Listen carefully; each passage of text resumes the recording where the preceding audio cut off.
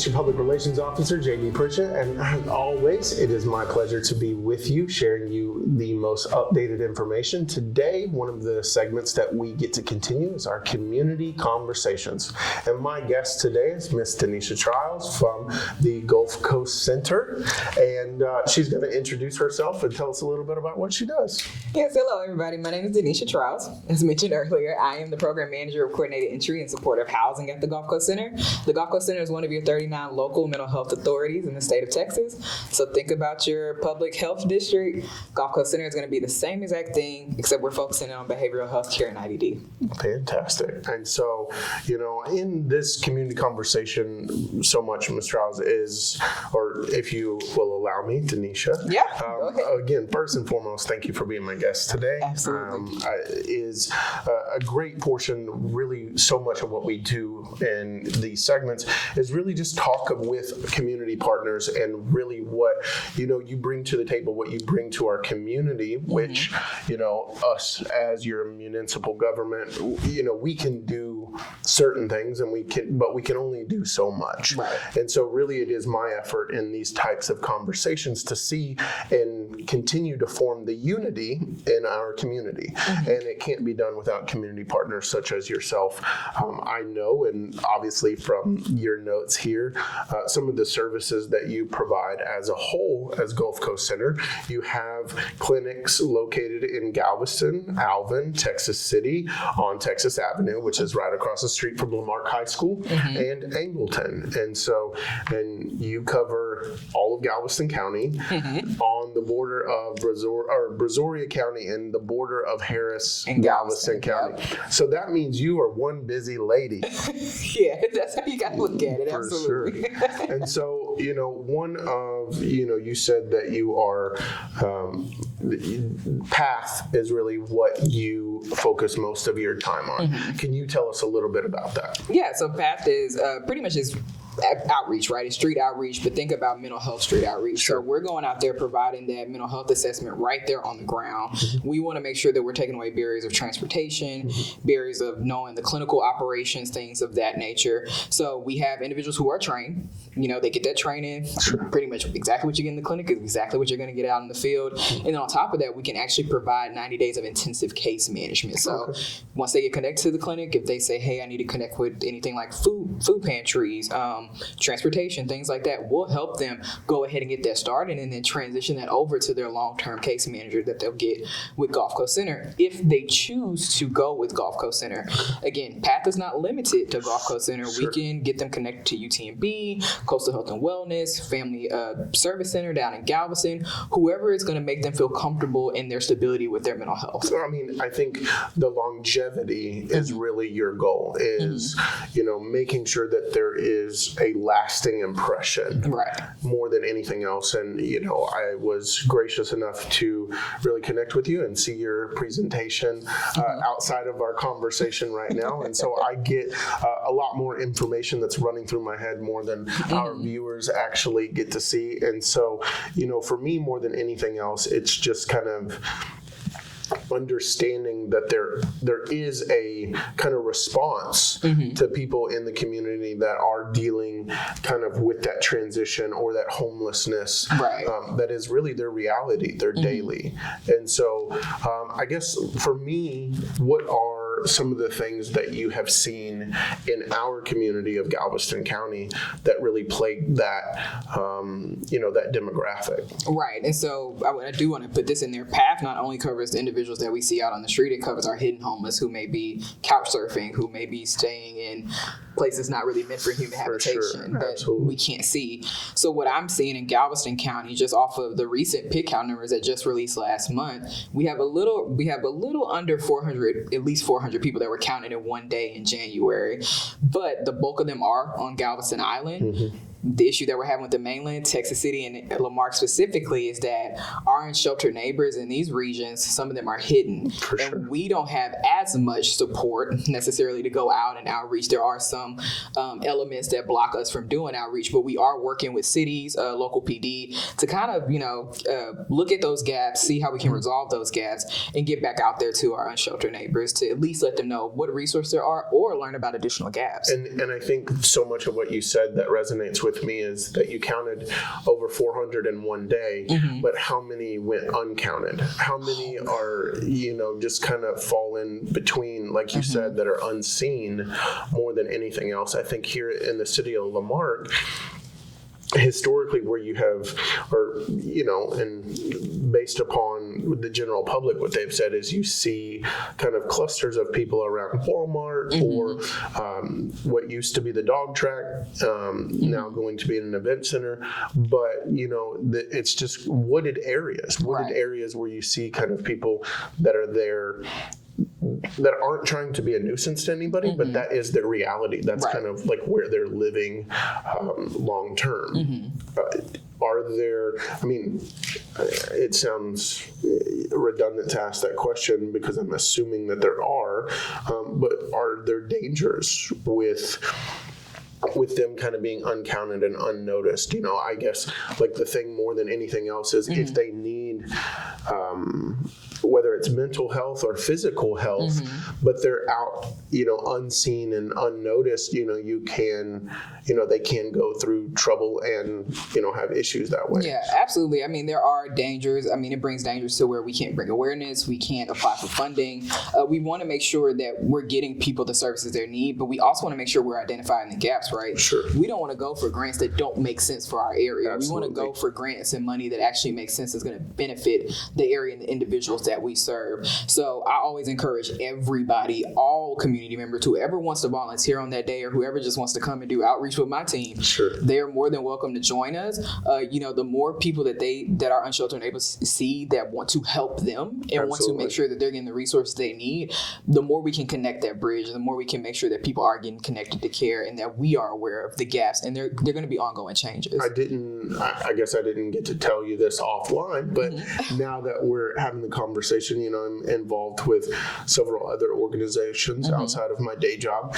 And so this is, part of how even I got connected with Gulf Coast Center as far as being part of the count and, really seeing this because whether it is community partners that the city of Lamarck has as far as, food distribution or it is, health screenings, whether that be with Galveston County Health District or other partners and whatnot, I have seen firsthand as a volunteer some of the things that you're talking about. Right. And I think that I would challenge anybody who sees this more than anything else. I can do this, I think you would be biased, but I'm challenging them to be a volunteer and to go out and actually be the hands and feet working this, at least for a short amount of time. By no way, shape, or form do I feel like I've made this cataclysmic change or difference, but I have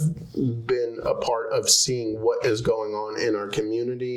And really, how do we as a community come together? That's the whole point of these types of conversations, to see these resources, but how as a community do we come together to create that positive impact, to create that change we want to see for the future, Absolutely. And so, I know that on top of that, you definitely work in different areas, or let me rephrase, Gulf Coast Center works in different areas, substance abuse services, with education and screening. Like I said, that there are clinics around the county and in Brazoria County as well. But tell us some about, I guess, some of the other services that you see or deal with on a regular basis. Yeah, so of course, we're directly related to mental health. Even again, we can get people connected to substance use. If they need primary health care, we'll work with our partners who provide that service. Sure. Crisis is a big thing that we see, and how we respond to that matters, and how everybody responds to that matters. Absolutely. I hate to look at the camera on that one, but I want to make sure I put that out there. Listen, guys, listen. Yeah. And again, I think we all saw the change with the National Suicide Hotline. Now it's 988. Sure. Again, still want to use that as a resource, right? If somebody just needs somebody to talk to, definitely want to use that as a resource. But you have a local resource here. Harris Center is a hub. When we get crisis calls, they go directly to Harris Center, and Harris Center will follow with Gulf Coast Center staff. My PATH team has followed up with individuals because they called the Harris Center and they wanted to connect with PATH. And crisis services anybody can help somebody through a crisis. Again, not expecting anybody to be an expert. We're not looking for psychiatrists or anything like that, right? We're looking for somebody to say, I may not be the resource, but let me get you connected to the resource. And I think, that kind of sparks something a great mentor in my life always told me. If you don't know the answer, don't try to make it up. Exactly. Just say, give me a few minutes and I'll figure it out. And so I think in a situation like that, it's good to have a 24-hour crisis hotline. It is a way to be an asset for someone to use. It is a great portion for someone that, whether we never know what somebody's going through. Exactly. And I don't think that you can ever pretend to know somebody's history or their past or what their today was. Sometimes it can just be today. Right. And, you see that not only in the veteran community, but some people, that just in life in general. And I think more than ever, it's great that is a resource. I think at this time, through this conversation, I'll go ahead and put all of that up at the bottom of the screen. Obviously, we want people to know that resource, to write that number down, make sure that is something that, that you have at your place of business. If it is, if your business has dealt with people who have struggled with mental illness or, in a crisis, either coming through your front door or an employee, I think that Gulf Coast Center is a fantastic resource to even have these conversations. Right. If it is a place or a way for people to obtain more information more than anything else, it is a way for them to kind of get the help that they need or that they're seeking. I think that, the third portion of what we wanted to talk about today is just because we're at the time of the year where disasters are real. Yep. We're getting ready to start hurricane season here in the next week or so.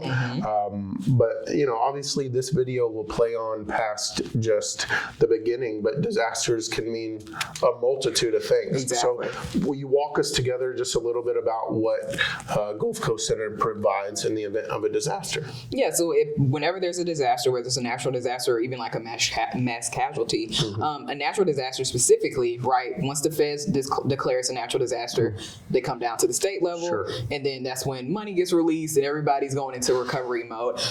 Gulf Coast Center is one of the hubs, and again, we work with Texans Recovering Together. That is going to be maybe the language that you hear. There is a logo attached to that, and every state has that, but that is going to be a team of counselors, peers, just whoever we can get and find at that time to say, hey, let's help our entire community get through this together. And again, is everything going to be solved in a day, a year, a month? Right. No, that's not how it works, right? For sure. But we want to make sure that people know who to go to if they need help or who to go to just to get some information. Sometimes that's all somebody needs is, hey, where do I submit a FEMA claim, right? They don't need to sit down with a counselor. They just need to know where they can submit their claim. My house has holes in it. Exactly. Yes. Who do I talk to about that, right? Texans Recovering Together helps you get connected to those resources. I tell you what, I love the name because when it happens together, we have to be Texas strong, and we do recover together. I think for me, one of the biggest things here in Galveston County was right after Hurricane Harvey and going in and assessing people's homes, seeing, unfortunately, you had, families with kids with tents inside of a house because there's no walls, there's no floor, they have fans running just to try to dry everything out. Right. And, we're going door to door to try to make assessments and helping them with, like you said, FEMA claims or, just trying to get food, whatever the case may be. Yeah. Like it takes an army to recover from something like that. And, I am fortunate enough to serve on our emergency management team here for the city of Marque. And so anytime there is these kind of natural disasters, we're the first boots on the ground and we're there and we're made up police, fire, emergency management all together with different, with different backgrounds in order to basically be the most the most help in a short amount of time, because whereas a storm may make landfall or a mass casualty may happen in a single day or in a single hour, the recovering and the recuperating takes time. Exactly. And it takes people and it takes resources, much like yourselves. And, you know, I think for me, more than anything else, it's understanding that y'all are here. You are that group support that, you know, whether that someone is going through a disaster and they need help, or a crisis and they need to feel like someone is there, wants them to live to see another day, and wants them to really continue to be a part of our community. Right. That's, you know, to me, why I was so happy that you said yes to being my guest and really kind of talking about the great work that Gulf Coast Center does. And so, can you leave us with any final thoughts? Final thoughts again. I mean, Gulf Coast Center, we are going to be a resource for this community. We have people in this community. We hire from this community. So definitely, please see Gulf Coast Center as a resource. And if we cannot be the direct resource, we are more than happy to get you connected to that resource that's going to benefit you and your loved ones to have overall wellness. I think one of the biggest things that I saw firsthand with Gulf Coast Center is the fact that if they don't do it, they will find somebody who does and get you connected with them. And so, whereas, you know, we definitely will continue to develop the relationship between the city of La Marque, our community, and Gulf Coast Center. I mean, if you're right across the street from our high school, you know, we want to make sure to be hospitable and to partner with our neighbors and really extend that olive branch, because you are a great community partner for everyone here for the city of La Marque. So I thank you for being my guest today. Thank you for inviting me. Absolutely.